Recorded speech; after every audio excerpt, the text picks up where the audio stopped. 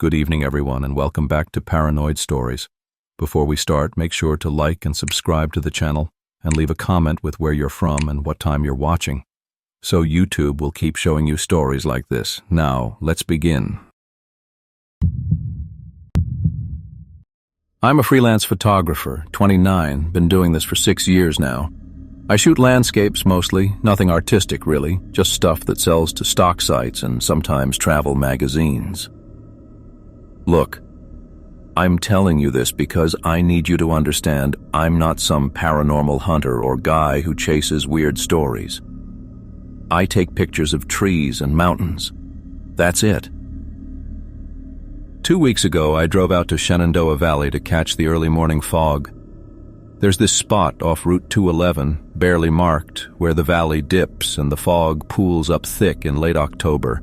I'd scouted it the day before, and the conditions looked perfect. I wanted shots of the ridgeline emerging from cloud cover, that clean separation between solid ground and white nothing, the kind of image that prints well. I got there around 4:30 in the morning, dark enough that I had to use my headlamp to set up the tripod. The air had that wet, cold bite that means fog's coming. I positioned myself at the edge of a clearing about 30 yards from the tree line and waited. The fog started rolling in just after 5, thick and low the way I wanted it. But as it moved across the clearing, I noticed something that didn't track with how fog normally behaves. It wasn't flowing evenly. It was moving around objects, sure, but the gaps it left weren't random or temporary. They were perfectly cylindrical, like tunnels, and they stayed. I watched one form around a fallen log. The fog just curved around it and kept going, leaving this clear tube of air maybe 3 feet wide, extending from where I stood all the way back into the woods. I could see straight through it. After a few seconds, another tunnel formed near it, then another, all of them pointing into the trees at slightly different angles, but all of them extending deep enough that I lost sight of where they ended. I've shot fog probably 100 times. This wasn't normal. Fog doesn't hold structure like that. It drifts, it dissipates, it moves. This was staying in place. These perfect, clear channels cutting through otherwise solid white. I started taking pictures. The light was coming up enough that I could shoot without flash. Through my viewfinder, the tunnels looked even more defined, sharper. I followed one with my lens, tracking it back into the woods, trying to see where it terminated. That's when I saw the stump. It was maybe 40 yards into the tree line, just visible through the tunnel. Mossy, unremarkable, probably 2 feet across. But sitting right in the center of it was a child's shoe. Small, worn out, one of those generic sneakers, blue and white, I think. The laces were gone. I adjusted my focus and took 3 shots. Then I panned left, following a different tunnel with my lens. It led to the same stump, same shoe. I checked a 3rd tunnel, same destination. Every single clear channel in the fog, no matter what angle it cut through the trees, terminated at that stump, at that shoe. My hands were getting stiff from the cold, but I kept shooting. I told myself I was documenting something unusual, some weird meteorological thing I could look up later. But I was also stalling because I didn't want to walk into those woods. Something about the geometry felt wrong, like a trick. Like those tunnels were deliberately showing me something. I zoomed in as far as my lens would go and focused on the shoe. The fog was so thick on either side of the tunnel that the stump looked like it was sitting in a perfect white cylinder, this isolated column of space. I was framing the shot when I saw movement. Just for a second. A shape at the far end of the tunnel passed the stump. Human height, but indistinct, like someone standing in smoke. The instant I registered it was there, it dissolved. Not walked away. Not ducked behind something, it just stopped existing. I lowered the camera and looked with my naked eye. Nothing. Just the tunnel, the stump, the shoe. I brought the camera back up, thinking maybe it was a lens flare or condensation on the glass. I wiped the front element with my sleeve and looked again. The tunnel was empty, but when I checked the back of the camera, scrolling through the images I'd just taken, there was one shot where the shape was visible. Barely. A dark vertical smudge behind the stump, human proportioned but featureless. And the shoe in the foreground was in perfect focus, sitting in that circle of fog like it had been placed there on purpose. I took maybe 10 steps toward the tree line before I stopped. The tunnels were still there, and they were still leading to the stump, but the fog had gotten thicker everywhere else. I couldn't see the ground between the trees anymore, just white and those cylindrical gaps cutting through it.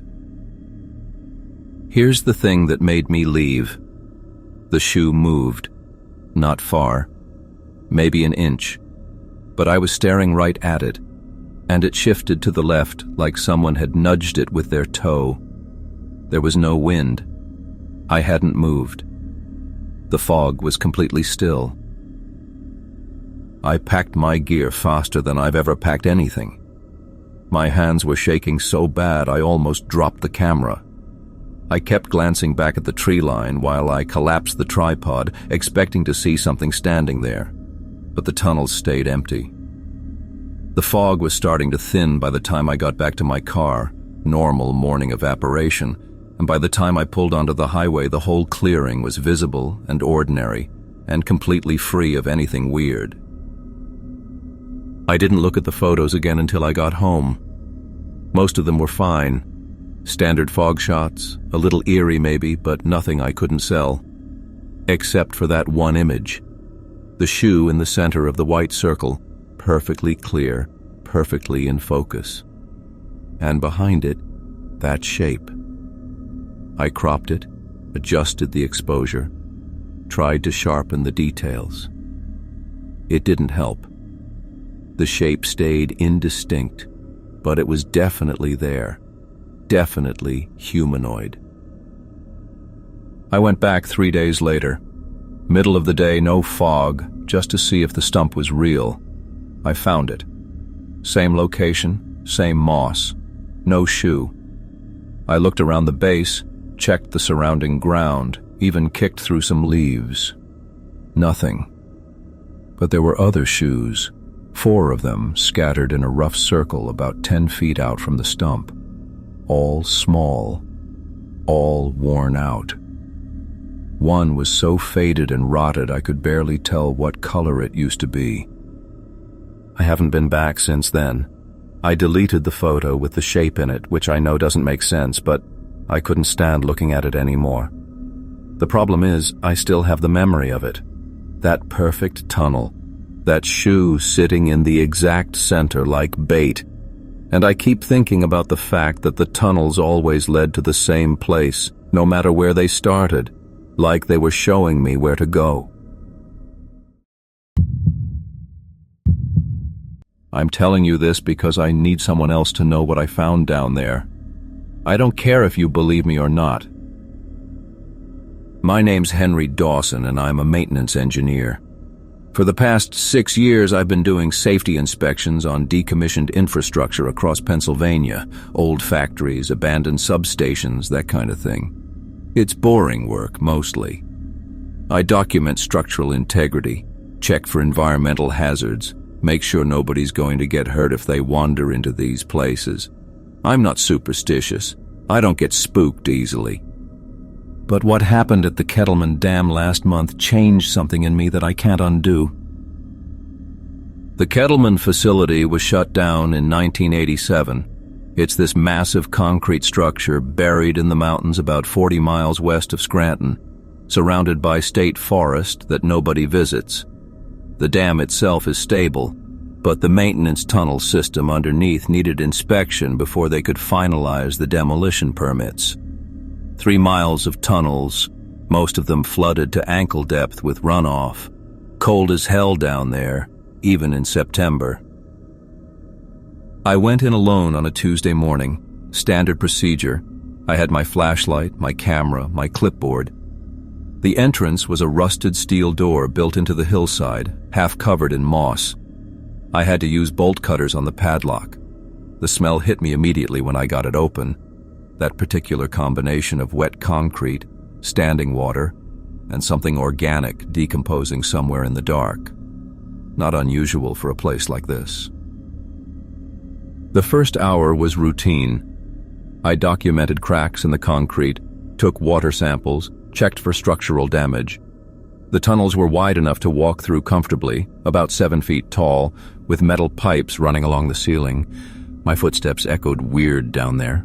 Every sound bounced back at you from 3 directions at once. That's when I heard it the first time. A cough. Low, wet, like someone clearing fluid from their throat. It came from somewhere far ahead of me, maybe 200 feet down the tunnel. I stopped walking, called out, "Hello? Maintenance inspection, anyone down here?" My voice disappeared into the dark. Nothing came back. I figured it was an animal. Raccoons get into these places sometimes. But it didn't sound like an animal. It sounded deliberate. Human-shaped, if that makes sense. I kept working, took my measurements, noted the water damage on the walls. About 20 minutes later, I heard it again. That same cough, but further away now. Like whatever made it had moved deeper into the tunnel system. I checked my map. There were 3 branching passages ahead. I was supposed to inspect all of them. I'm not proud of this, but I considered leaving right then. Something about that sound made my skin crawl. But I'd have to come back and finish the job anyway, and I didn't want to explain to my supervisor why I'd bailed on a routine inspection, so I kept going. The tunnel split into 3 directions about 50 yards ahead. I took the left passage first. The water was deeper here, almost to my knees, and the temperature dropped noticeably. I could see my breath. I was documenting some corrosion on the pipe fittings when I heard it again. That wet, phlegmy cough, echoing from somewhere in the branching tunnels. But this time it was followed by something else. A metallic sound. Not a bang or a crash, more like something being dragged across metal then stopping, just once, sharp and deliberate. I shut off my flashlight. I don't know why I did that. Some instinct. I stood there in the complete dark, water soaking through my boots, holding my breath.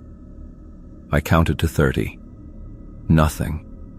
No sound except the drip of water somewhere distant. I turned my light back on. That's when I should have left. I know that now. But here's the thing. The cough had been moving away from me. Whatever was making that sound was going deeper into the tunnels, not toward me. I told myself it had to be an animal, maybe a deer that had wandered in and gotten disoriented. It happens. I convinced myself that's what it was. I finished inspecting the left tunnel and moved to the center one. This passage was narrower and the ceiling was lower. I had to duck slightly. The concrete here was older, more deteriorated. There were places where roots had pushed through from above, creating these weird organic tangles in the dark. I was about 100 feet down this tunnel when I saw it. Wedged into a hairline crack in the wall, right at eye level, was a piece of slate, maybe 4 inches long, shaped like a rough triangle. It had been deliberately placed there. I could see where the edges had been worked, sharpened against something.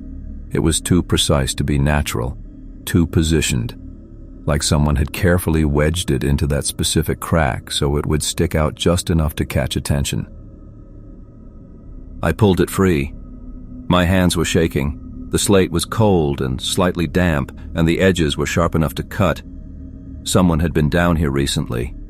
Someone had taken the time to find this rock, sharpen it, and place it in that crack. But why?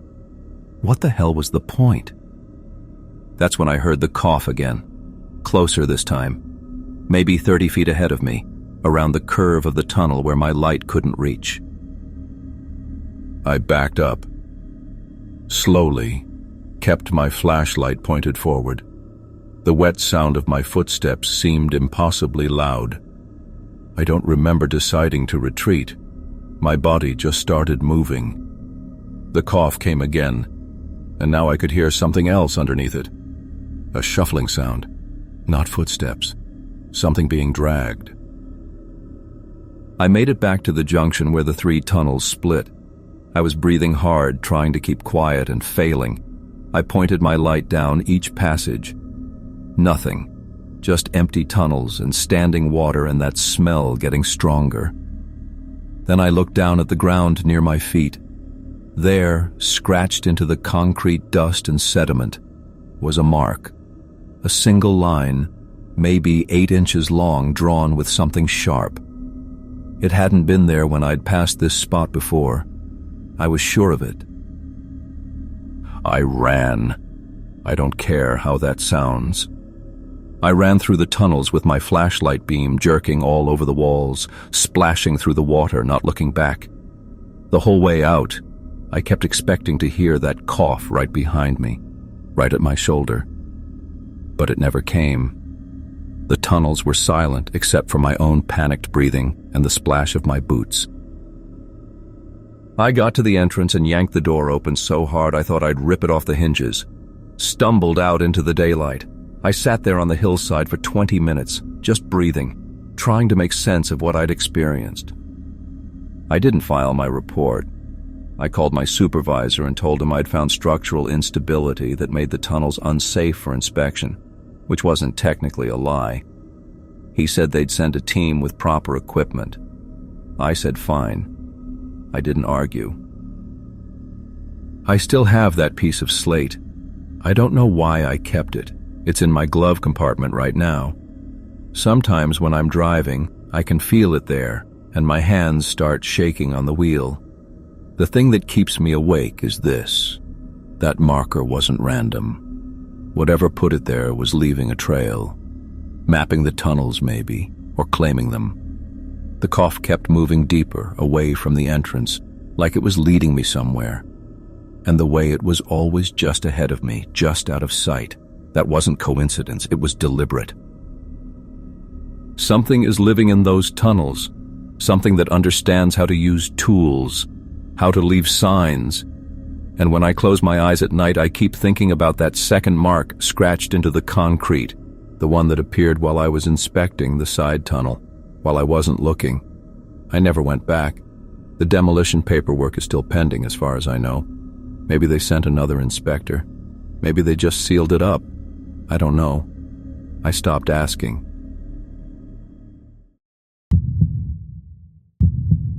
I'm telling this because I need someone else to know it happened. That's all. I'm a retired handyman. Alan Price, 45. Spent most of my life fixing things for people who couldn't fix them themselves. I'm pretty rational about most things, for context. If something breaks, there's a reason. If something seems weird, there's usually an explanation you haven't thought of yet. That's how I've always operated. 3 weeks ago, I was driving through West Virginia to see my sister. Hadn't been back to that part of the state in maybe 8 years. She'd moved out to some rural property near the Virginia border, and I figured it was time. I was taking back roads because the highway was undergoing construction. And my truck, 1998 Ford Ranger, forest green, runs like a dream if you take care of it. Handles better on the smaller routes anyway. Around 11 p.m., I felt the steering pull left. Subtle at first, then unmistakable. Flat tire, rear driver's side. I pulled onto the shoulder, or what passed for one on that narrow 2-lane road. Trees pressed in close on both sides, the kind of dense Appalachian forest that swallows light. No street lamps, no houses. Just my headlights cutting through the dark and the red glow of my taillights behind me. I keep my truck maintained. New spare in the bed, good jack, toolkit organized. I've changed more tires than I can count. This should have taken 15 minutes. I got out, popped the tailgate, pulled the spare. That's when I noticed the insects. Moths mostly, I thought, maybe midges or gnats, the kind that swarm around lights at night. Except there were thousands of them. A living cloud hovering just outside my headlight beams, thick enough that I could see their silhouettes shifting and pulsing in the air. I ignored them. Bugs are bugs. I've worked through worse. I positioned the jack, started loosening the lug nuts. The insects stayed in their cloud, maybe 10 feet away, circling the perimeter of my truck's light. I remember thinking it was odd they weren't dive-bombing the bulbs like they usually do. They just stayed out there, hovering. Then I noticed the pattern. They weren't swarming randomly. They were moving in formation. Specifically, they were flying in figure eights, hundreds of synchronized figure eights, all oriented the same way, like some kind of aerial choreography. I stopped mid-turn on a lug nut and watched them for maybe 30 seconds. The pattern didn't break, didn't vary, just endless, perfect loops. I don't know how else to explain it, but it felt deliberate. I went back to work, faster now, got the flat off, rolled it to the side. My hands were steady, but my breathing had gone shallow. I kept glancing at the insects. The figure eights continued, smooth, rhythmic, unbroken. I grabbed the spare from the bed and carried it to the wheel hub. That's when my boot slipped on something, I thought maybe oil or mud, and I had to catch myself against the truck's side. The spare tilted in my grip, and that's when the dome light from the cab hit it at just the right angle. There was a mark on the tire, not a scuff or a scrape, a carving. Deep grooves cut into the black rubber in a pattern I recognized immediately because I'd been staring at it for the last 5 minutes. A figure eight. Intricate. Deliberate. The lines were clean, like someone had used a razor or a very sharp blade. It started near the tread and curved inward toward the hub, maybe 8 inches across. Fresh, too. No weathering, no dirt in the grooves. I bought that spare 2 months ago. I installed it myself. I know for a fact it wasn't there. My throat closed up. I set the tire down, crouched next to it, ran my fingers along the carving. The edges were sharp enough to catch my skin. I looked back at the insects. They were still there, still tracing their loops in the air, and I realized with a clarity that made my stomach drop that the pattern on the tire matched exactly what they were flying. I don't know why this detail matters, but it stuck with me. The carvings were deep, maybe a 1/4 inch into the rubber. You'd need real force to do that. Time, tools. I was alone on that road. I'd been alone the entire drive. I stood up too fast and had to steady myself against the truck bed. The insects didn't react. They just kept flying. I could hear them now. A low collective hum that I hadn't noticed before, or maybe I'd been blocking it out. It sounded almost musical, rhythmic like the pattern, like... Here's the thing. I thought about leaving. I thought about throwing the flat in the bed, driving on the rim, anything to get out of there. But the closest town was 40 miles back, and I didn't know what was ahead. And some part of my brain, the part that spent 25 years fixing things and solving problems, insisted this had to have a rational explanation. I mounted the spare. My hands were shaking now, but I got the lug nuts threaded. I didn't look at the carving again. I didn't look at the insects. I just focused on the work, the way I always do. Tighten in a star pattern, check the tension, lower the jack. When I stood up and stepped back, the insects moved. Not scattered, moved. As a unit. They contracted inward, pulling their figure eight pattern tighter, closing in around the truck. Close enough now that I could see them clearly in the light. They weren't moths. I don't know what they were. The wings were too angular, the bodies too segmented. They looked almost mechanical. The hum got louder. I threw my tools in the bed, didn't organize them, didn't secure anything, just hurled them in and slammed the tailgate. I got in the cab, turned the key. The engine started fine. I shifted into drive and pulled onto the road, watching the rearview mirror. The cloud of insects stayed where I'd been parked. They didn't follow. They just continued their pattern, figure eights in the dark, until my taillights couldn't reach them anymore. I drove for 2 hours before I stopped again, at a 24-hour gas station just over the state line. I got out and checked the spare. The carving was still there, deeper, if anything. I made it to my sister's place, stayed for 3 days, didn't mention what happened. When I left, I took the highway back, paid the detour fee. I wasn't going near those back roads again. Last week I rotated my tires. Regular maintenance, nothing unusual. When I pulled the spare off, the figure eight was gone. Just smooth black rubber, factory new. But here's what I can't stop thinking about.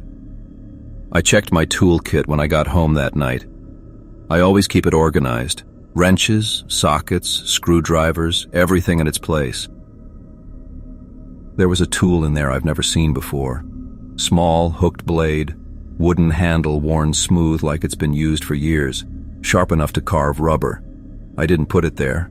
I don't know what it's for. And every time I try to throw it away, I find it back in the toolkit the next morning.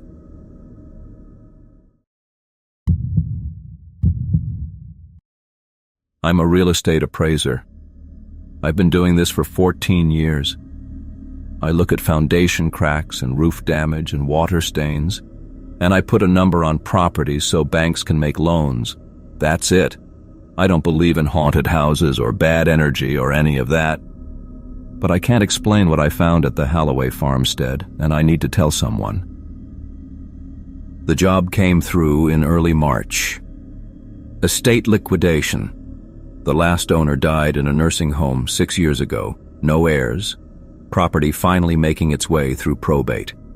The county assessor's photos showed a 2-story farmhouse and a barn, both weathered but structurally sound. Remote location, end of a dirt road in the valley outside Greenville. I've done hundreds of these rural appraisals. They're usually straightforward. I drove out on a Tuesday morning. The road narrowed to gravel after the highway, then to packed dirt, then to something that barely qualified as a path. The valley was dense with old-growth trees, the kind that block out most of the sunlight even at midday. When I finally reached the property, the isolation hit me immediately. No neighboring houses, no power lines, just the farmhouse and barn sitting in an overgrown clearing surrounded by woods that pressed in close on all sides. The house was what I expected. Peeling paint, sagging porch, rooms that smelled like mildew and mouse droppings. I took my measurements, checked the plumbing and electrical, both outdated but functional. The previous owner had left almost nothing behind. Empty rooms with stained wallpaper, a kitchen with rusted appliances. Nothing remarkable. I almost skipped the barn. It wasn't part of the main structure appraisal, but I like to be thorough for my reports. The door was unlocked, hanging crooked on its hinges. I pulled it open and stepped inside. The figurines were everywhere. Hundreds of them, maybe thousands. Covering every surface, workbenches, shelves, the floor itself. Small wooden carvings, each about the size of a hand. They were crude, clearly hand-carved, but there was something deliberate about them. Each one depicted a human figure in the same position, standing upright, arms at sides, head tilted slightly back, mouth carved open in a perfect O. They were all screaming. Silent, open-mouthed screaming. I picked one up. The wood was smooth, darkened with age and handling. The detail was minimal. No carved fingers or facial features beyond that gaping mouth, but the posture was unmistakable. Someone had spent an enormous amount of time making these things.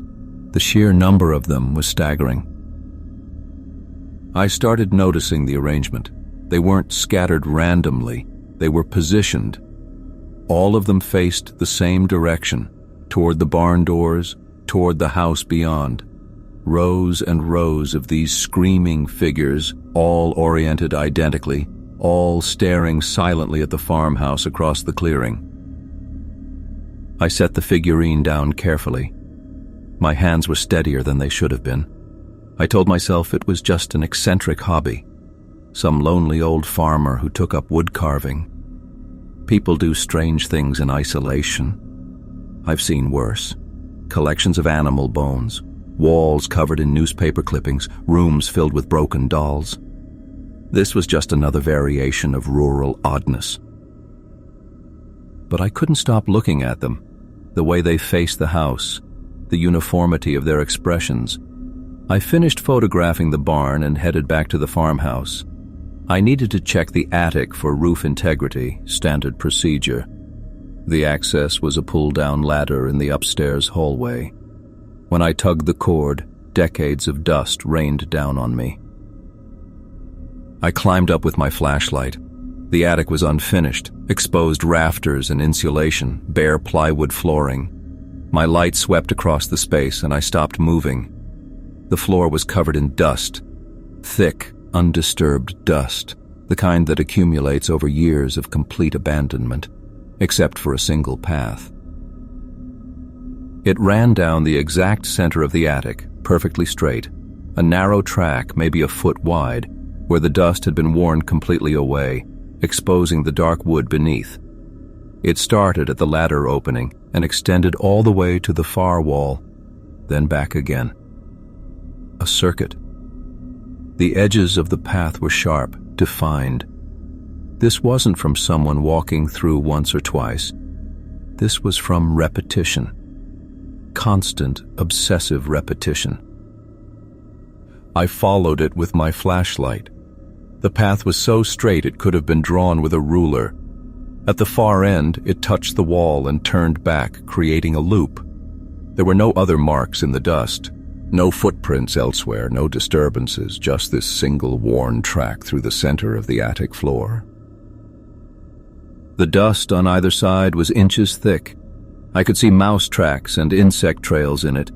This had been accumulating for years. But the path, someone had been walking this path recently enough to keep it clear, walking it over and over in the dark because there was no light source up here, no windows, no electrical outlets, just darkness and this compulsive circuit through the attic.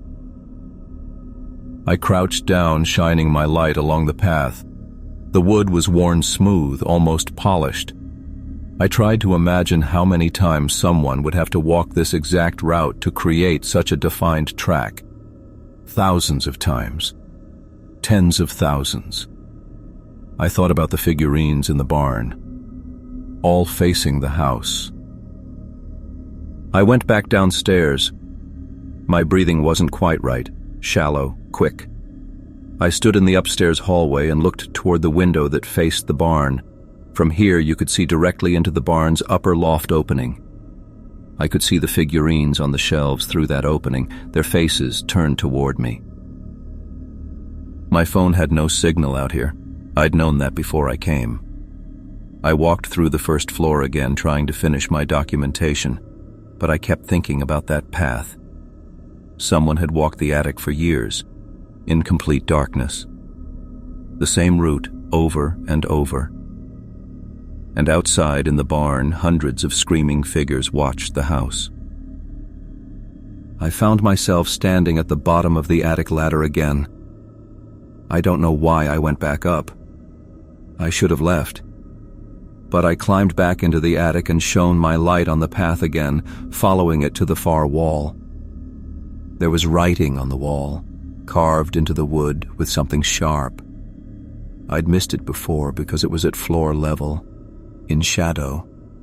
The letters were crude, scratched deep. They need to see. I left the house. I didn't run, but I walked fast. My camera was still around my neck. I had enough photos for the appraisal. I got in my truck and drove back down that dirt road faster than I should have. I submitted my report the next week. I didn't mention the figurines or the attic path. I noted structural concerns, estimated value, recommended the property be sold for land value only due to the condition of the buildings. Standard language. The property sold 3 months later. I looked up the listing out of curiosity. The photos showed the house and barn, but they'd been taken from the road, not up close. The new owners planned to tear down the buildings and develop the land. I felt relieved. Last week, I got an email from the county assessor's office. They needed a follow-up appraisal on the Holloway property. Apparently, the demolition crew refused to continue work. They'd found something in the barn that made them walk off the job. The email asked if I could go back out to document whatever they'd found. I haven't responded yet. I don't think I will, because I keep thinking about something I noticed in my photos when I reviewed them later. In one shot of the barn interior, you can see through a gap in the boards to the outside. And there, just barely visible in the background, is the attic window of the farmhouse. The path must have been visible from the barn. All those figurines positioned to face the house, to face that specific window. They weren't just watching the house. They were watching whoever walked that path in the attic, watching them pace back and forth in the darkness, night after night, year after year. And that phrase carved into the wall: they need to see. Not, I need to see them. They need to see. I don't go out to rural properties alone anymore.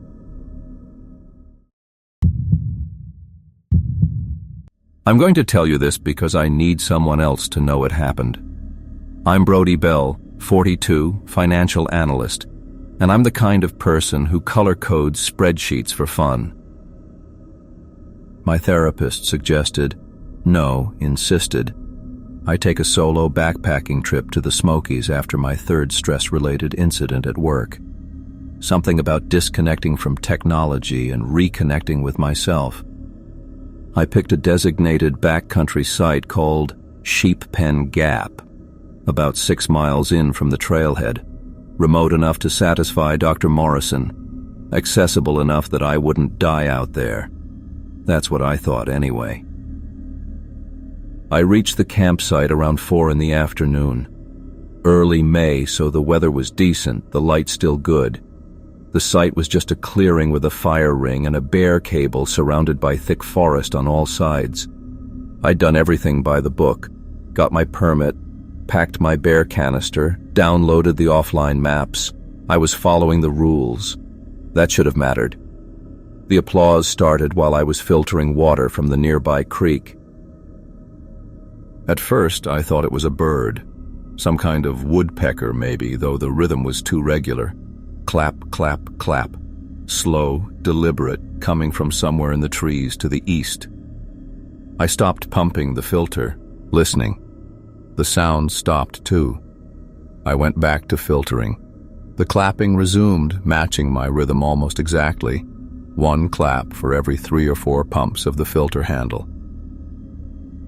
I'm a rational person, for context.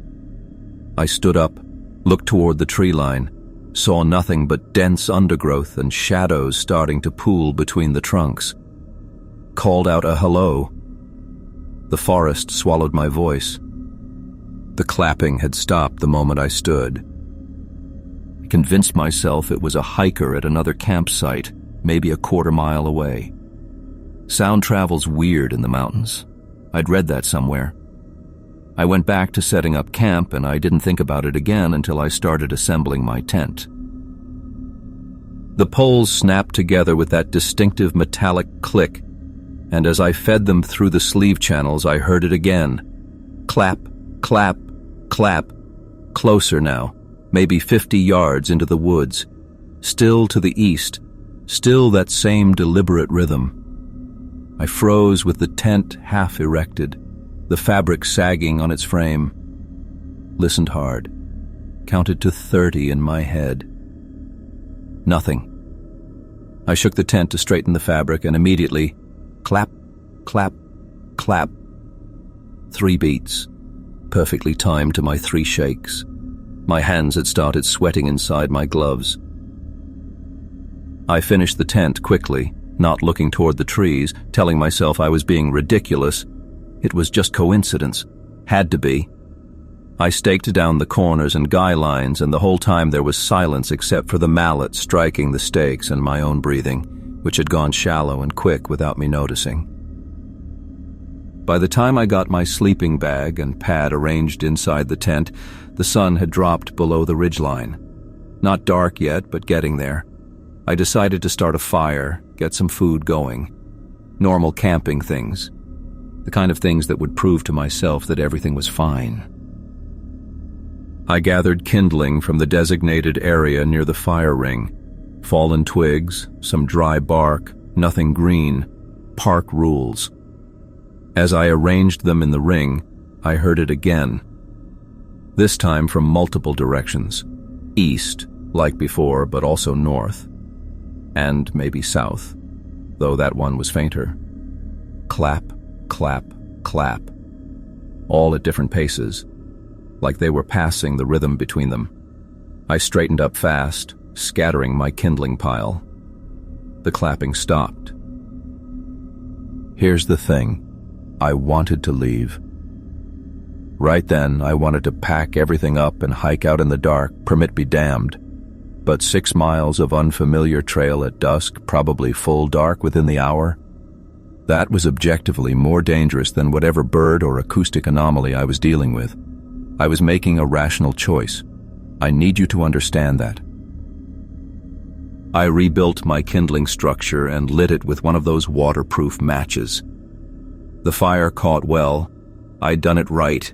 A little teepee of twigs that would burn down into the larger sticks I'd placed underneath. As the flames grew, I heard the applause start again. All around me now. East, north, south, west. Still that same slow, deliberate pace, but layered, overlapping, like a small crowd appreciating my fire-building skills. The sound was maybe 30 yards out, just beyond where the firelight penetrated. I sat down on the log next to the fire ring. The applause got louder. Not much, but noticeably. I could hear individual claps now, different rhythms, some faster than others, some that sounded like they were striking wood or stone instead of flesh on flesh. I stood up, the applause stopped. I don't know how long I stood there. Long enough for my legs to start shaking. Long enough for the fire to need more wood. But I couldn't move. Some animal part of my brain had figured out what my conscious mind didn't want to acknowledge. They were reacting to me, to my actions. Every time I did something, anything, they responded. They were watching. Eventually I had to move. The fire was dying. I took one step toward my pile of collected firewood, and the applause started again, enthusiastic now, coming from all directions at once. It sounded like a dozen people, maybe more, clapping at different speeds and intensities. Some fast and sharp, others slow and heavy. I grabbed 2 pieces of wood, threw them on the fire, sat back down. The applause continued for several seconds after I stopped moving, then gradually faded. Not all at once. Different sections stopped at different times, like they were taking turns. I sat absolutely still while the new wood caught. My water was still in the filter bag hanging from a tree branch 20 feet away. My food was in the bear canister 30 feet in the other direction. I'd been planning to make one of those dehydrated camping meals, boil some water, feel competent and self-sufficient. That wasn't going to happen. The fire burned. I didn't move. After maybe 20 minutes, I heard footsteps. Not human footsteps. Something lighter, more careful, circling the campsite just beyond the firelight. Leaves rustling, twigs snapping, moving from east to north to west to south and back again. Multiple things moving in a pattern. When they completed the circle, I heard a single clap. Then silence. I'd left my phone in the car per Dr. Morrison's instructions. No technology, no distractions. My emergency beacon was in the tent, in the outer pocket of my pack, 10 feet away. I'd have to stand up, walk over there, unzip the tent, reach inside. 4 actions, 4 chances for them to react. The fire was burning lower again. I had maybe an hour before it died completely. I tried to calculate whether I could make it through the night without moving, decided I probably couldn't. It was getting cold. Early May in the Smokies. At elevation, I'd checked the weather, packed accordingly, but sitting still for hours in 40-degree temperatures wasn't something I'd planned for. I shifted my weight slightly, testing. Just rolling my shoulders back. Clap, clap. From the east, I froze again. 2 claps for 1 tiny movement, like they were getting more sensitive. Around 10 o'clock, I'm guessing, no way to check, I heard something new. Breathing. Multiple sources, not quite synced up, creating this rhythmic pattern of inhalations and exhalations coming from the dark. They were close enough now that I could hear them breathing. The applause had stopped, but the breathing continued, steady and patient. I must have made some small sound, some involuntary noise in my throat, because immediately the applause started again, louder than before. Right at the edge of the firelight where the darkness started. I could almost see movement there, shapes that didn't quite resolve into anything concrete. The clapping was so loud I wanted to cover my ears, but I didn't move. I focused on the fire, on keeping my breathing steady, on not crying, because I had this terrible certainty that if I cried, if I made that kind of emotional sound, something would change. The applause went on for 5 minutes straight. My ears were ringing by the time it stopped. Then the breathing resumed, closer. Some of them were standing just outside the light now. I could see the fire reflecting off something, eyes maybe, or something wet. More than a dozen points of reflection, all at different heights. When the fire finally died around midnight, I think, it happened in stages. The flames got smaller, the light contracted, and with each reduction in visibility, I heard movement. They were getting closer. By the time there were only embers left, I could hear them on all sides of the clearing. The breathing was almost on top of me. Something touched the back of my neck. Just a brush of contact, cold and dry, and I didn't move. I bit down on my tongue to keep from making a sound. They stayed there until dawn. I know because I watched the sky lighten through the trees, watched the darkness thin and turn gray and finally blue. As the light increased, I heard them retreat. Footsteps moving away, back into the forest. The last one to leave clapped 3 times right behind my left shoulder, then silence. I waited until full sunrise to move, packed my tent without bothering to fold it properly, stuffed everything in my pack, left the bare canister because I'd have to walk across the clearing to get it. Made it back to the trailhead in just under 3 hours, broke my phone getting it out of the car, my hands were shaking so badly. I filed a report with the park rangers. They told me black bears sometimes make sounds that can seem almost human, that acoustic distortions in valleys can create unusual auditory phenomena. They were very professional about it. I didn't go back for the bear canister. Still haven't. Sometimes late at night I wonder if they're still there, waiting at Sheep Pen Gap, and if they applaud when other hikers arrive. If they've gotten better at it. But mostly I just think about that last clap, the one right behind me, and how it sounded exactly like someone saying goodbye.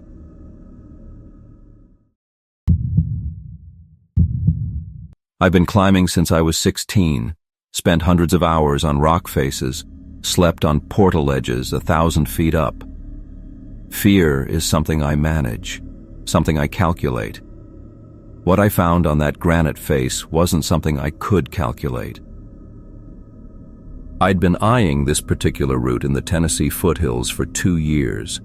It's not famous, doesn't have a name, just a clean, vertical sweep of granite that nobody had bothered with because there are bigger, more impressive climbs in our west. That's exactly why I wanted it. Solo ascent, no bolts, just me and the rock. I'm a bartender, so I had a Tuesday free. Perfect weather. I started at dawn. The first 4 hours were textbook, good holds, solid rock, the kind of climbing that gets you into a rhythm where your body just knows what to do next. I was maybe 300 feet up when I reached this narrow ledge, barely wide enough to stand on, and I saw the web. At first, I thought it was just a spider web. It stretched across a small gap between 2 outcroppings, maybe 2 feet wide, and it caught the morning light in this strange way. Too shimmery, too geometric. I leaned closer, still clipped into my last cam placement, and that's when I realized what I was looking at. The web was made of hair. Human hair. Not silk with a few stray hairs caught in it. The actual structure was hair. Different colors woven together. Blonde, brown, black, even some gray strands. Someone had tied them together in these tiny, precise knots, creating something that looked like a spider web but couldn't be. The whole thing was about the size of my hand, intricate as hell, and completely dried out. Brittle looking. I touched it with one finger and it didn't break. It vibrated, actually, like it had tension, like something had stretched it there on purpose, and it was still holding. My first thought was art installation. Sometimes you get weird pieces in unexpected places, right? But we were 300 feet up a climb nobody does. Who would even get here to put this thing up? And why? I continued climbing. Told myself it was just strange, not threatening. People do weird stuff. Maybe some other climber had a project, left something behind. But 20 feet higher, I found another one. This one was bigger. Spanned maybe 3 feet, woven between a crack and a small protruding rock. Same structure, same meticulous knots.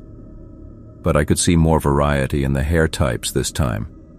Coarse and fine, straight and wavy. Some of the strands were thick, almost like wire. Others were delicate, catching the light like fiber optics. I should have rappelled down right then. I know that now. But climbers have this thing where retreat feels like failure, and I was so close to the summit, maybe another 150 feet. Plus, I kept trying to rationalize it. Hair art. Some bizarre biological collection behavior from an animal I didn't know about. Anything but what a small, insistent part of my brain was suggesting. The third web was chest height when I reached the next viable ledge. This one was 4 feet across, woven in a spiral pattern, and it wasn't dried out. It was fresh. I could see strands that still had some kind of moisture in them, darker where they'd been tied. The hair types were even more varied here. I counted at least 8 different colors and textures. One section looked like it might have been children's hair, fine and light. That's when my hands started shaking. Because I was doing the math I didn't want to do. 3 webs, each one larger and more complex, each one higher up the face, like something was marking territory, or building something. And if the pattern continued, I looked up at the summit, now maybe 75 feet above me, and I saw the cave. I'd studied photos of this face, and I didn't remember any cave. But there it was, just below the final lip of the summit, a dark opening maybe 5 feet tall and 6 feet wide. And spanning the entire entrance, wall to wall, was a web so large and complex it looked like a tapestry. The hair in this one wasn't just woven, it was layered, thick as a blanket in some places. I could see patterns, almost pictographic. Spirals and geometric shapes formed by different colored strands. Some sections moved slightly in the breeze, but others hung heavy and still. The whole thing had to contain thousands, maybe tens of thousands, of individual hairs. I was frozen there on my ledge, 75 feet from the top, 75 feet from that cave, and I couldn't process what I was seeing. Because nobody collects that much human hair. Nobody weaves it into structures this deliberate, this architectural. And nothing lives in a cave on a climbing route nobody takes. Then I heard the sound. It came from inside the cave, beyond the web. A dry, scraping sound. Not like an animal moving, more like something being dragged, or something with too many joints unfolding. It stopped, and in the silence that followed I heard something else. A soft clicking, rhythmic, like fingernails tapping together, but multiple sets, not quite synchronized. The web across the cave entrance moved, not from the breeze. It rippled from behind, like something had touched it from the inside. I don't remember making the decision to descend. My hands were already reaching for my rope, setting up the rappel anchor, and I was moving with a speed that ignored every safety protocol I'd ever learned. I wasn't free climbing anymore. I was falling in controlled intervals, practically throwing myself down the face. I could hear it above me. That scraping sound had gotten faster, more urgent. And with it, a new sound, a whistling, like air passing through something narrow, through something that shouldn't be breathing. I passed the third web at speed, and it caught my shoulder, wrapped around my arm. The texture was wrong. It felt muscular, alive. I tore through it and kept going, and I swear I heard something like a sigh echo down from the cave. The second web I avoided entirely, swinging wide. The first web, that small, hand-sized one I'd found initially, was vibrating when I passed it. The whole thing was shaking like something was sending a signal through it. Testing it, measuring the resonance. I hit the ground running, left half my gear on the wall. Didn't care. I was in my truck with the doors locked before I let myself look back up at the face. The cave was too dark to see into from that distance, but I could see the web across its entrance, and I could see that it was moving now. Sections of it were being pulled inward, like something was gathering it up, harvesting it, taking it back inside. I haven't been climbing since. That was 8 weeks ago. I'm not planning on going back. But here's the thing I can't stop thinking about. The thing that keeps me awake. When I got home and finally showered, I found a single hair stuck to my shoulder, right where that third web had caught me. It wasn't mine. Wrong color, wrong texture. I pulled it off and just held it for a while, and it was tied in a tiny knot at one end. Precise, deliberate.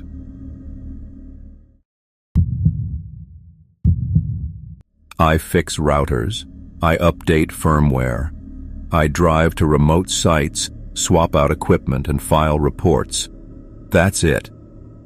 But I need to tell someone what happened at that tower because I can't keep carrying it alone.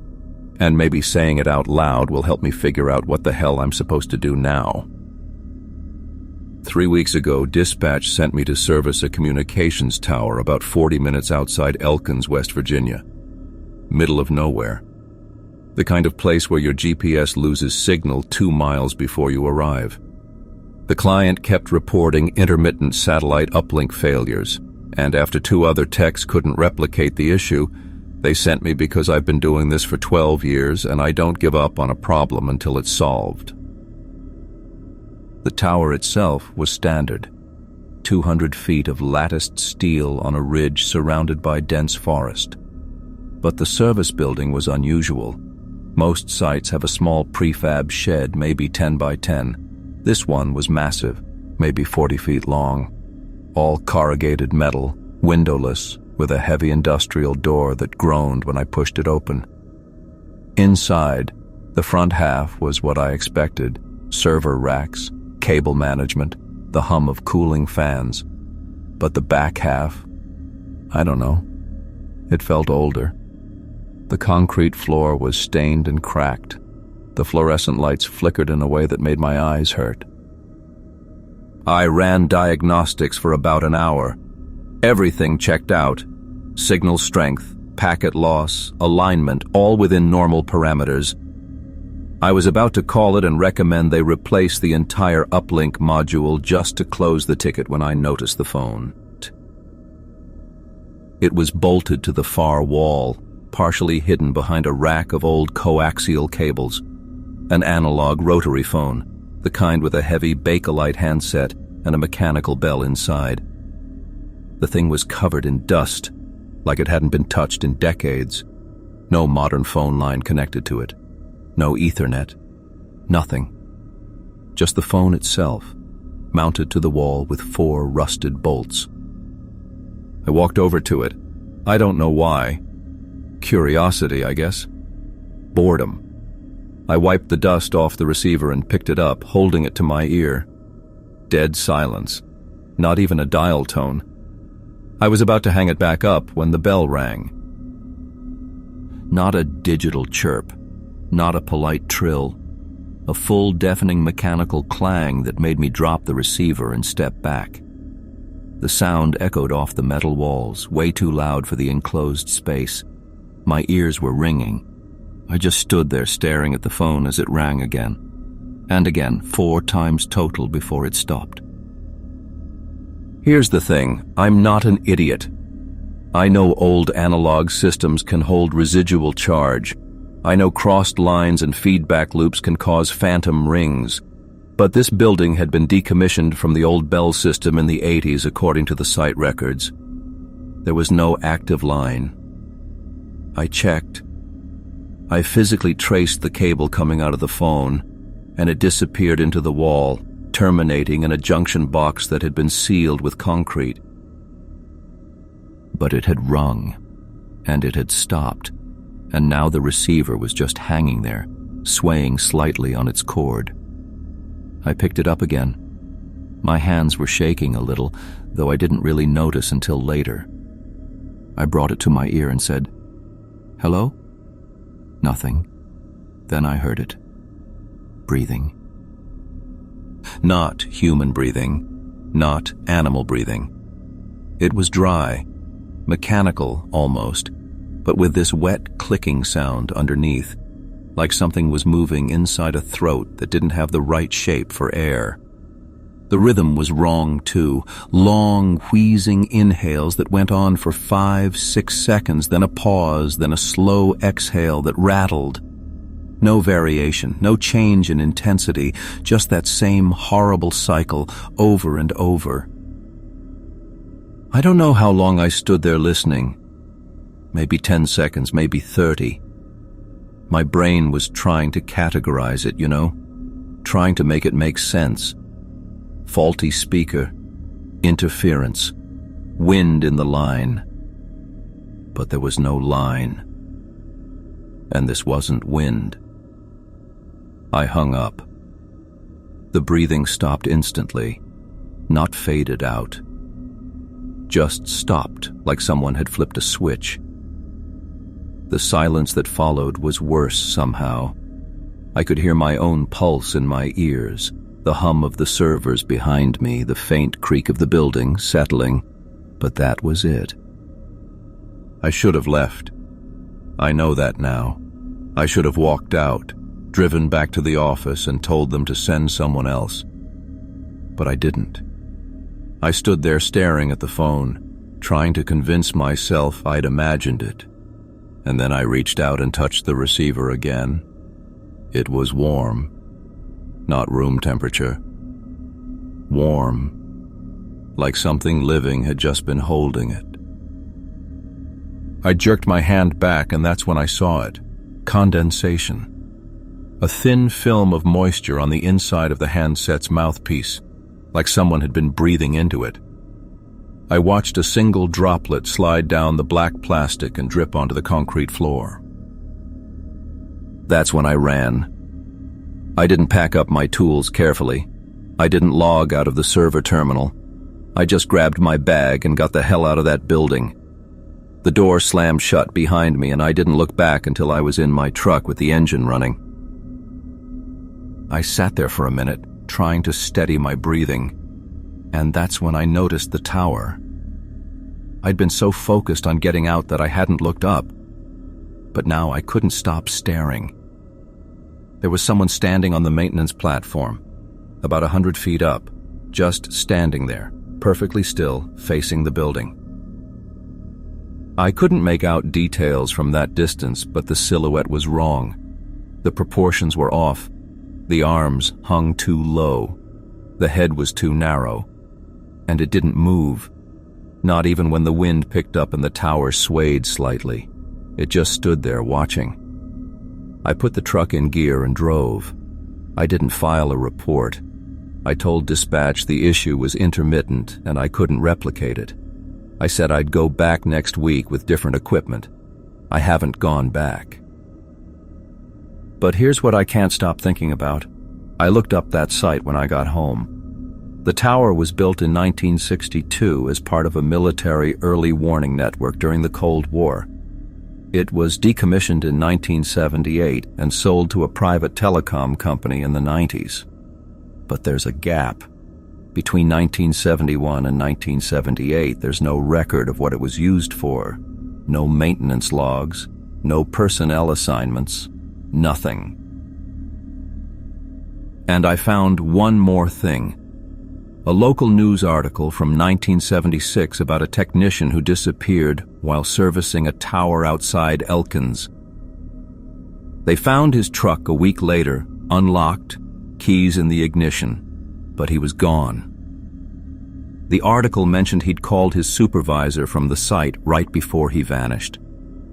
Said he'd heard something on an old phone line that shouldn't have been active. They never found him. I haven't told anyone this until now.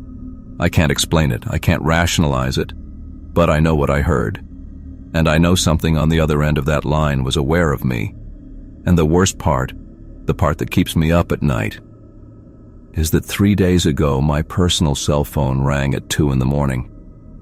Unknown number. I let it go to voicemail. When I checked it in the morning, there was a message. 30 seconds of silence, and then, right at the end, that same dry, wheezing breath. Just once. Then it cut off. I don't know what it wants, but I think answering that phone told it where to find me. I've driven trucks for almost 20 years, and I thought I'd seen every kind of strange the road could throw at you. Lot lizards, highway shrines, rest stops where nobody makes eye contact, all part of the job. But what happened on Route 226 last October, that's something different. The I-40 closure came without warning. Rockslide took out half a mile of eastbound lanes. Dispatcher rerouted me through the mountains, said to take 226 through the Pisgah forest. Narrow road, tight turns, the kind of route that makes your trailer fishtail if you're not careful. By the time I hit the real mountain stretches, it was past midnight, and I'd been driving since 6 that morning. My eyes were doing that thing where you blink and suddenly you're 3 seconds further down the road than you remember. I needed to pull over. Not wanted, needed. The GPS showed nothing for another 40 miles, no truck stops, no rest areas. Then my headlights caught it. A gravel turnoff, unmarked, just a flat patch of dirt big enough for maybe 3 vehicles. Trees pressed in on all sides, dense enough that my high beams barely penetrated 10 feet. But it was level ground, and I was done. I killed the engine, and the silence hit me like a weight. No highway noise, no wind, nothing. Just that absolute quiet you only get deep in the mountains. I climbed into the sleeper, set my phone alarm for 5 hours, and tried not to think about how isolated I was. The chanting woke me. At first I thought it was my alarm. some malfunction playing a tone I'd never heard before. But when I grabbed my phone, the screen was dark. The sound was coming from outside. Low, rhythmic, almost musical, but not quite. Multiple voices moving in unison, like a work song but with no words I could make out.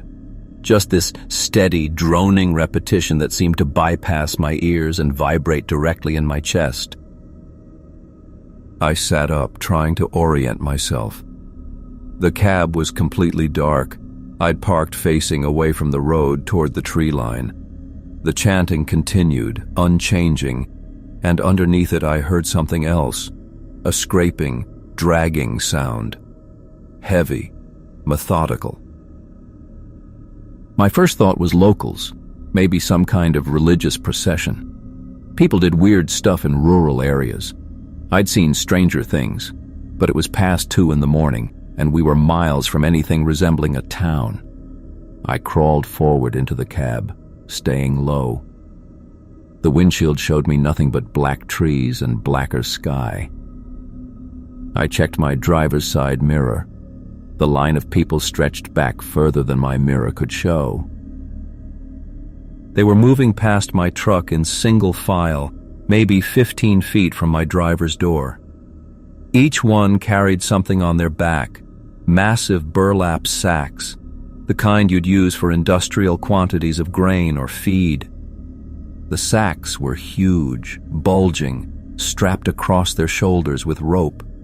The people moved in perfect synchronization, their steps matching the rhythm of the chanting, which I now realized was coming from them.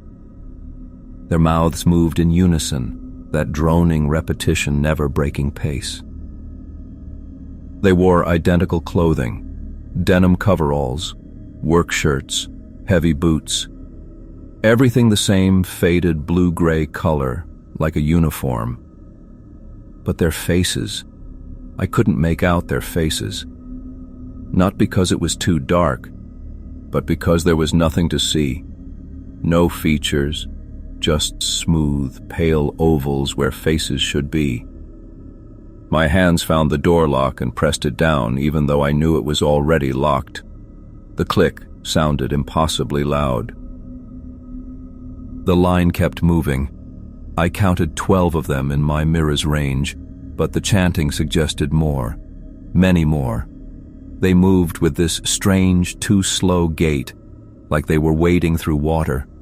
Each step took twice as long as it should have, but they covered ground anyway, gliding forward in that synchronized rhythm. The sacks on their backs moved. I need you to understand. I wasn't sure at first. The light was bad, I was exhausted, I was scared. But I kept watching, and the movement became undeniable. The burlap shifted and bulged, something inside pressing against the fabric. Not the motion of dead weight settling, active movement, struggling. I wanted to look away. I should have looked away, but I couldn't stop watching that line of faceless people dragging their burdens past my truck, their chanting never wavering, their steps perfectly timed.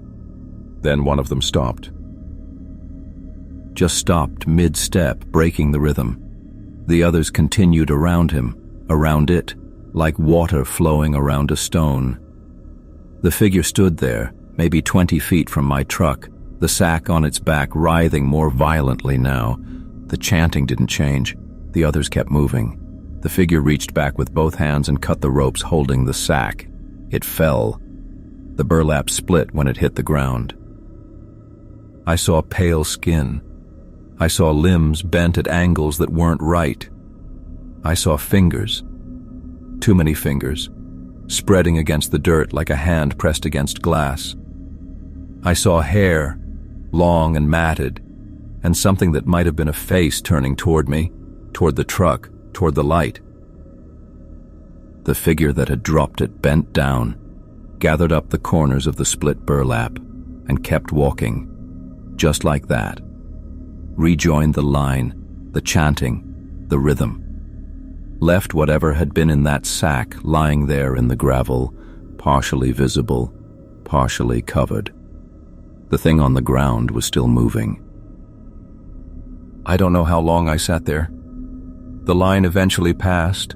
The chanting faded into the trees. The dragging sounds grew distant. But that thing stayed on the ground, jerking and twitching in the dark, just outside my driver's door. I couldn't start the engine. The noise would draw attention. I couldn't open the door. I couldn't move. So I sat there in my cab, watching that pale shape convulse in my mirror, listening to the wet sounds it made until the sky started to gray with pre-dawn light. When the sun finally came up, there was nothing on the ground. No burlap, no body, no signs of disturbance in the gravel. Just my truck in an empty lot and the tree line pressing in close. I drove out of there doing 60 on a road built for 30, and I didn't stop until I hit Asheville. Look, I know what this sounds like. I know what I'd think if someone told me this story. But I checked my dash cam when I got to the next truck stop. The footage from last night was corrupted. Just static and fragments of image that hurt to look at. And there's something else I haven't mentioned yet, something I found when I was checking my truck before I left that lot. There were handprints in the dust on my trailer, dozens of them, small handprints pressed against the aluminum siding like someone had been pushing from the inside. My trailer was empty. I'd been hauling empty that whole trip. I still drive 226 sometimes when the dispatcher routes me that way, but I don't stop anymore, no matter how tired I get. And sometimes, late at night when the road is empty, I hear that chanting again, just at the edge of my hearing. I tell myself it's tire noise, road vibration, my own exhaustion. But I know what I saw, and I know those handprints weren't there when I loaded out of Charlotte. I'm a wildlife biologist, which means I spend a lot of time in places most people wouldn't choose to be. The cabin rental was perfect for my purposes, isolated, affordable, right next to the wetlands I needed to monitor. February through May, tracking spotted salamanders and wood frogs, documenting how the unusually warm winter was affecting breeding cycles, standard seasonal work. The landlord was this ancient woman named Mrs. Kephart, who never quite looked at my face when we signed the lease. She kept her eyes on my hands, my shoes, the door frame behind me. The first Sunday, I came back from checking trap sites to find a package on my porch. Brown butcher paper tied with twine. Inside was maybe 2 pounds of meat, deep red, marbled, professionally cut. No note, no explanation. I asked around at the general store the next day. The clerk, this weathered guy in his 70s, just nodded when I described it. "You'll get one every Sunday," he said. "Community tradition. For seasonal folks." "Do I owe someone money for this, or?" "No charge, just take it." I'm not one to turn down free food, especially on a research stipend. That first portion lasted me the week. I'll be honest, it was incredible. Tender enough to cut with a fork, rich flavor, the kind of quality you'd expect from some high-end butcher shop, not a half-dead Kentucky coal town. But here's where things started feeling off. I never saw who left it. I'm a light sleeper, part of the job when you're monitoring nocturnal species, and I'd set my phone alarm for random intervals Sunday nights trying to catch whoever it was. Nothing. Every Monday morning, there it was, fresh, still slightly warm through the paper. The people in Millridge didn't talk much, didn't really acknowledge me beyond curt nods. I'd pass the same faces at the store, the gas station, the post office, all of them older, 60s, 70s, a few that looked like they might have hit 80 or 90, but no kids, no teenagers, no one who looked younger than maybe 50. I started keeping a log, not of the salamanders, but of the people. Habit from my research work, I guess. I counted 43 residents total over my first 6 weeks. Same 43 faces over and over. Mrs. Kephart, the store clerk, a man who always sat on the bench outside the post office, a woman who walked the same route every morning at 7:15. Look, I know what you're thinking. Small town, aging population, young people move away. Except I never saw anyone move away. Never saw a moving truck. Never saw anyone arrive either. And in 2 months, I never once saw a funeral, even though statistically, in a population that old, someone should have died. The meat kept coming. Every Sunday. Always the same amount. Always wrapped identically. I started marking the packages, just subtle things. Small tears in specific corners, faint pencil marks on the twine. Different marks every week. They were never the same package, always fresh paper, fresh twine, fresh meat. I tried following people. The woman on her morning walk. She went to a small house on Hickory Street, went inside, never came out the rest of the day. The man on the bench, same thing. Into a house, door closed, no other movement, but I'd see them again the next day, same time, same routine. By week 8, I documented something that made my hands shake when I wrote it down. Population, 43. Every single week. I'd started photographing everyone I saw, building a database, same faces, no variation. And then I realized I hadn't seen 3 of the earlier faces in a while. An old man who used to sit outside the gas station, a woman who worked at the post office, someone else I couldn't quite place. But the count was still 43. New faces had appeared, ones I didn't have photographs of from my first 2 weeks. They just integrated, wearing the same kind of clothes, walking the same routes, same age range, like they'd always been there. I stopped eating the meat around week 9, started driving 40 minutes to the nearest actual town for groceries, but the packages still came, started piling up on my porch. I'd throw them in the woods, but by morning they'd be gone. New ones would appear the following Sunday. The smell started in week 10, coming from the community center, this low cement block building at the center of town that I'd never seen anyone enter or leave. Sweet and wrong at the same time, like meat cooking, but underneath it something chemical, medicinal. It was strongest on Sunday nights. I went to check my trap sites late one Sunday, maybe 11 p.m. When I came back, there were people on my porch, 4 of them, standing in a loose semicircle around the spot where the packages usually appeared. They didn't move when my headlights hit them, didn't turn around, just stood there, facing my door. I sat in my truck for 20 minutes. They never moved, never looked at me. Finally, I drove back to the trailhead and slept in the cab. When I came back at dawn, they were gone. The package was there. I started really analyzing my population data, cross-referencing faces with timestamps on my photos.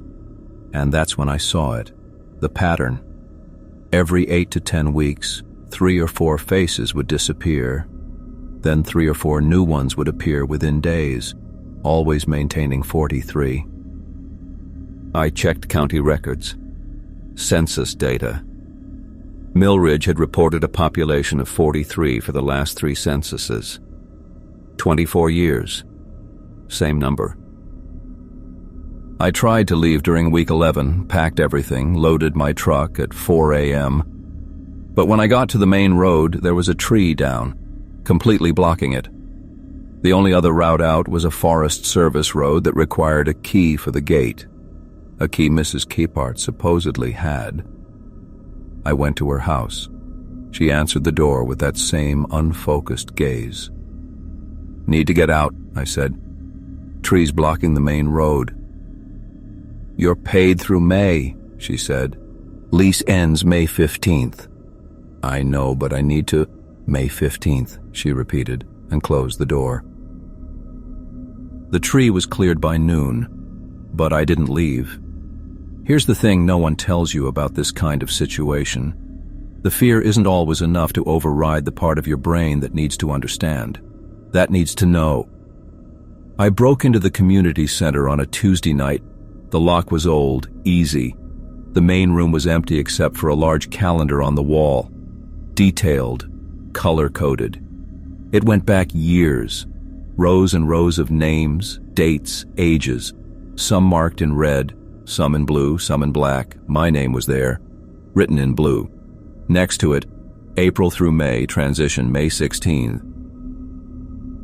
I found the other names I recognized, the ones who'd disappeared, all marked in red 3 or 4 weeks before they vanished. The new faces, they were listed months in advance, marked in black until a red name disappeared, then changed to blue. There was a door at the back, industrial, the kind you'd find in a processing facility. I didn't open it.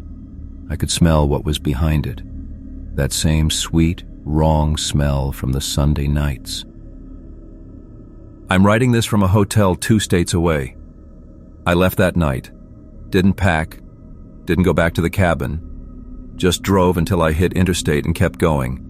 But I've been checking, online records. Milridge still reports a population of 43. I found a news article from 2 weeks ago, small paragraph buried in a regional paper. Seasonal researcher Daniel Reese reported missing in Milridge, Kentucky. Last seen mid-April. Search called off after his truck was found abandoned at his rental property. The article included a photo. Not me. Someone who looked like me. Same age, same general build. Close enough. And he was already listed on the Milridge Community Center website. Name, Daniel Reese. Occupation, wildlife researcher. Residency status, permanent. I've still got the last package. I took it with me that final night without thinking. It's been in my freezer for 3 weeks now. I don't know why I'm keeping it.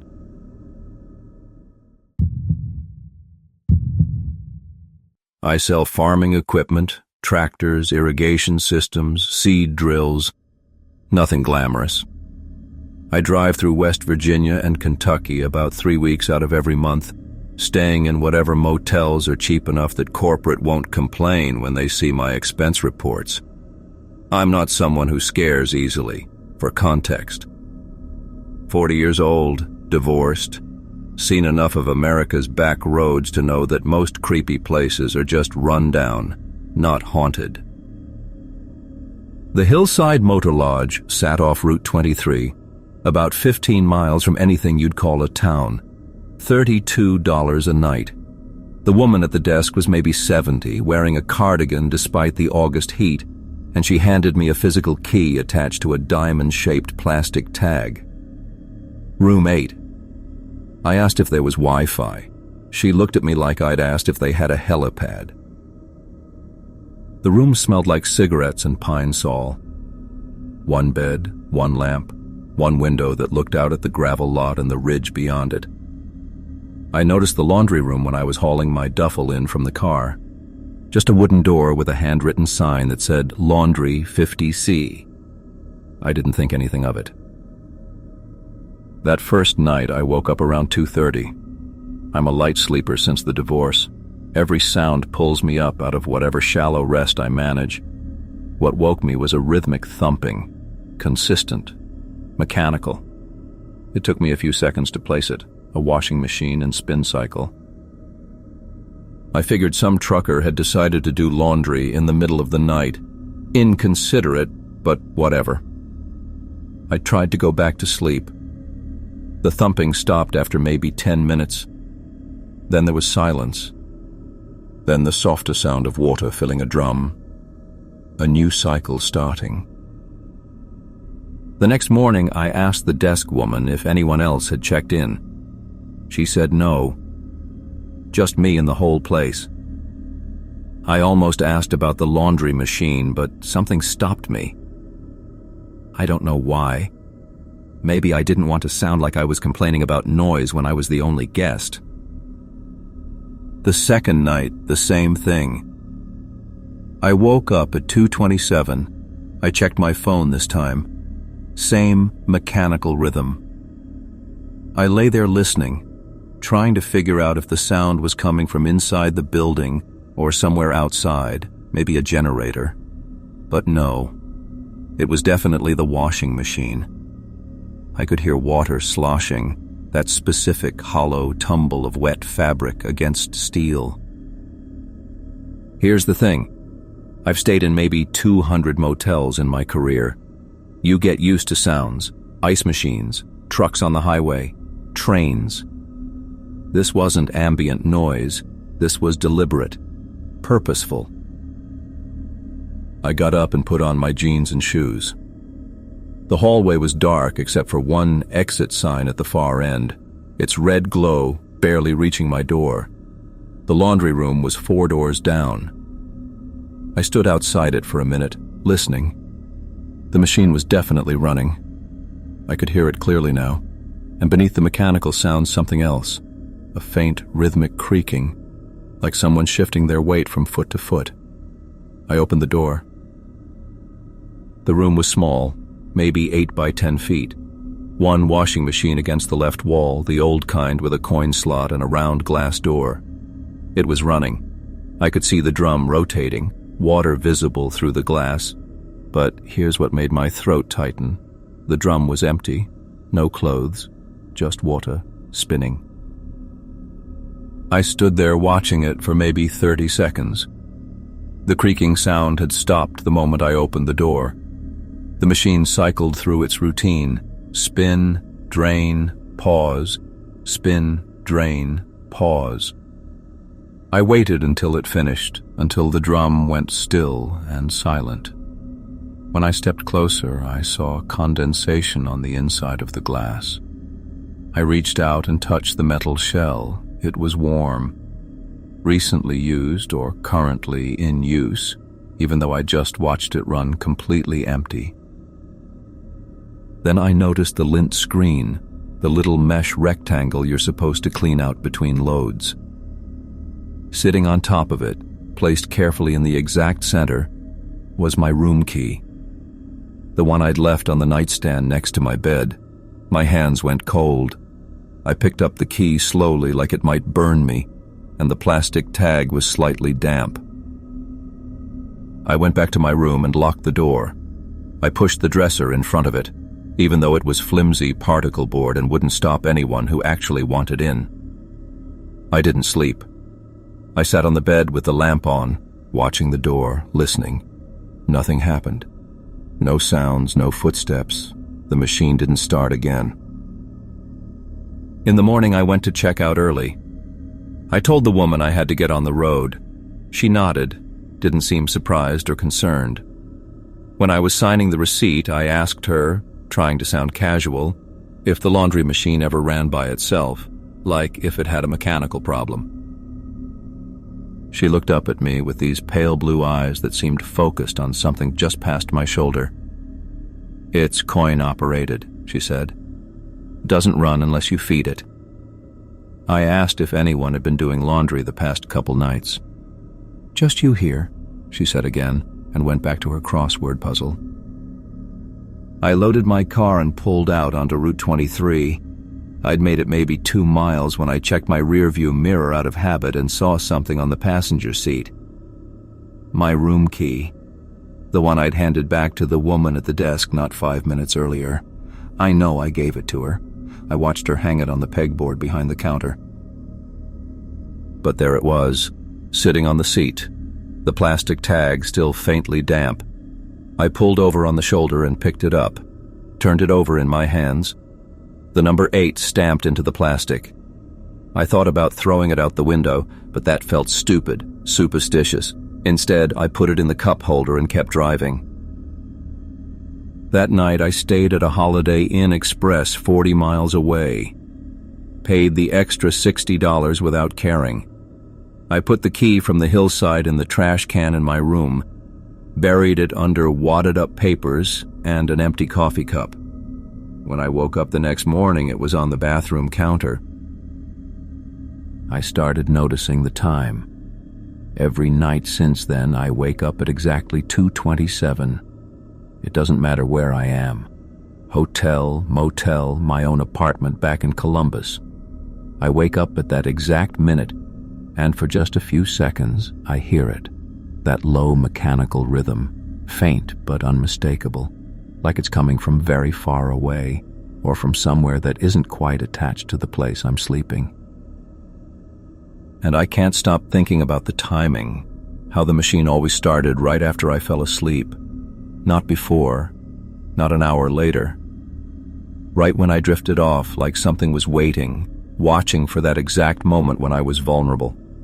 When I wouldn't hear a door opening, wouldn't notice someone standing over me close enough to lift my key from the nightstand without waking me.